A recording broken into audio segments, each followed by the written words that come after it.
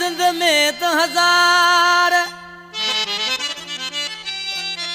ओ दरवेश खुदा जा प्यारा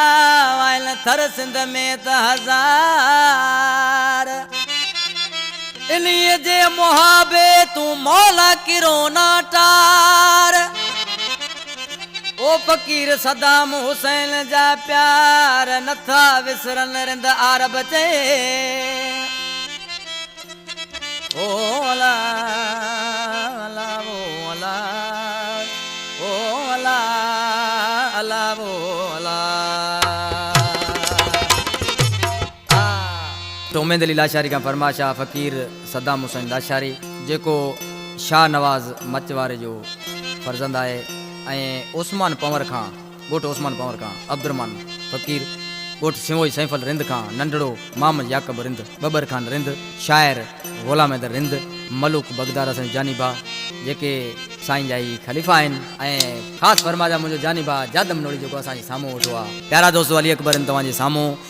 ही कैसेट कयां पियो क़िस्मत इंटरप्राइज़ में इन कंपनी जो मालिक आदम कुंबर कंपनी में साम्हूं वेठो आहे सिलेक्शन कई आहे मदद कोसो असांजी जानी पा इन ढोलक रा जानी वाह मिठड़ा अकबर जानी वाह ए शायर ॾिसी चए थो ओ अला वारो माण्हू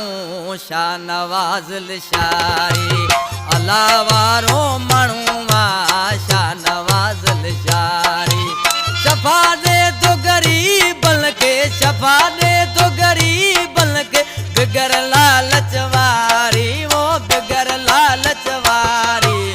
अला वारो माण्हू वारो माण्हू शाह नवाज़ लिशारी वाह भाई इमदाद जानी वाह।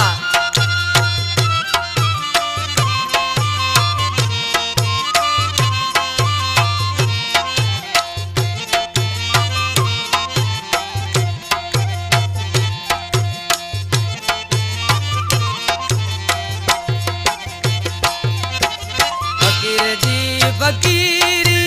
मुल्क में मशहूरा सदाए तो हर के जड़ो भी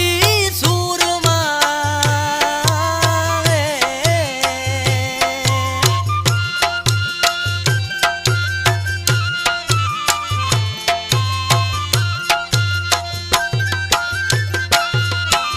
फकीर जी फकीरी मुल्क में मशहूरा सदाए तो हर के जेड़ो भी सूरवा घुरल दुआऊं सबई साईं कजा मशर मुचारी वो कजा मशर मुचारी अला वारो माण्हू शाह नवाज़ लिशारी अला वारो माण्हू शाह नवाज़ लिशारी जी मुर्शिद जी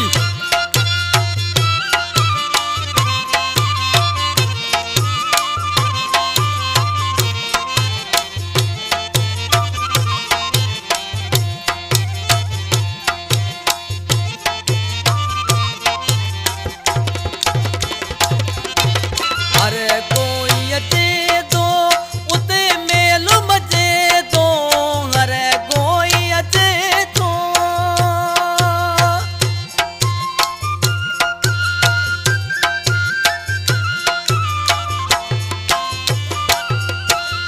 अरे कोई अचे तो उते मेल मचे तो किरल माण्हू थे तो किरल माण्हू थे तो करे कल में जी तैयारी करे कल में जी तैयारी अला वारो माण्हू शाह नवाज़ लिशारी अला वारो माण्हू शाह नवाज़ लिशारी